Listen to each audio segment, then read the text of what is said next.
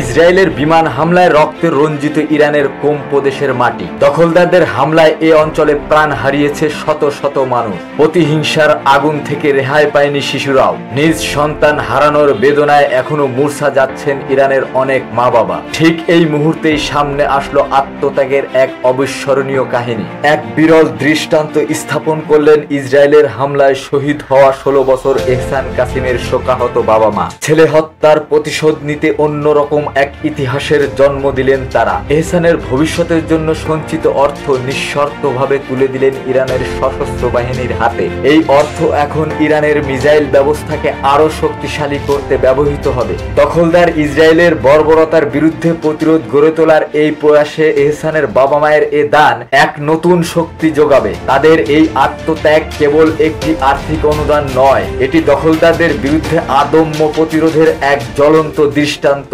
শোককে শক্তিতে পরিণত করার এই মহৎ পদক্ষেপ যেন শিখিয়ে দেয় কিভাবে প্রতিটি আঘাত থেকেই জন্ম নেয় প্রতিরোধের নতুন এক অধ্যায়। এহসানের স্মৃতির প্রতি নিবেদিত এই তহবিল ইরানের ইতিহাসে প্রতিরোধের এক অমর গাথা হয়ে থাকবে। বিষয়টি ইরানের ভবিষ্যৎ প্রজন্মকে দখলদার ইসরায়েলের অন্যায়ের বিরুদ্ধে রুখে দাঁড়াতে উদ্বুদ্ধ করবে। কোম প্রদেশের একটি টিভি চ্যানেলে সরাসরি সম্প্রচার করে ছেলের ভবিষ্যতের জন্য গচ্ছিত রাখা অর্থ ইরানের সশস্ত্র বাহিনীকে দেওয়ার ঘোষণা দেন শহীদ এহসান কাসেমের বাবা। তিনি জানান, এই অনুদানের অর্থ কয়েক হাজার ডলার। এই অর্থ তারা 16 বছর বয়সী ছেলের ভবিষ্যতের পড়াশোনা এবং ক্যারিয়ারের জন্য রেখেছিলেন। কিন্তু ইসরায়েলের হামলায় ছেলের অকাল মৃত্যুতে এই অর্থ ইরানের মিসাইল তৈরিতে দান করে দেওয়ার সিদ্ধান্ত নেন তিনি। শহীদ এহসানের বাবা বলে, এই অনুদানের অর্থ থেকে হয়তো একটি কিংবা দুটি মিসাইল তৈরি করা যাবে, আর সেই মিসাইল একদিন তেল আবিবের বুক ঝাঁঝরা করে দেবে। তখন জায়েন্টবাদীরা তাদের কৃতকর্মের ফল ভোগ করবে। তিনি বলেন, আমাদের উদ্দেশ্য হলো শহীদের রক্তের ঋণ সামান্য হলেও পরিশোধ করা এবং ইরানের সশস্ত্র বাহিনীর প্রতি কৃতজ্ঞতা প্রকাশ করা।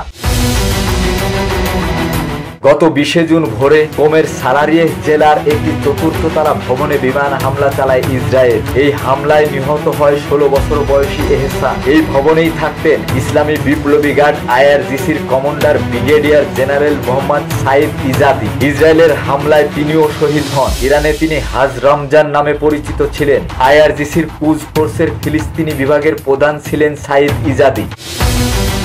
গত 13 জুন ইরানে উস্কানিমূলক বিমান হামলা চালায় দখলদার ইসরায়েল। এতে ইরানের বহু উচ্চপদস্থ সামরিক কমান্ডার, পরমাণু বিজ্ঞানী এবং সাধারণ নাগরিক নিহত হন। এর এক সপ্তাহ পরে ইরানের 3টি পারমাণবিক স্থাপনায় বোমা বর্ষণ করেন যুক্তরাষ্ট্র। হামলার জবাবে মুখ বন্ধ করে বসে থাকেননি ইরানের সশস্ত্র বাহিনী। ইসরায়েলের কৌশলগত স্থাপনায় ভয়াবহ মিসাইল হামলা করেন তারা। এছাড়াও কাতারে অবস্থিত আল উদাইদ মার্কিন সেনা ঘাঁটিতে মিসাইল হামলা চালায় তারা। 24 জুন কোনো পূর্ব শর্ত ছাড়াই একতরফা ভাবে যুদ্ধবিরতি ঘোষণা করে ইসরায়েল। বিষয়টি ইরানের শক্তিশালী প্রতিরোধের মুখে তাদের পরাজয়ের স্পষ্ট ইঙ্গিত দেয়।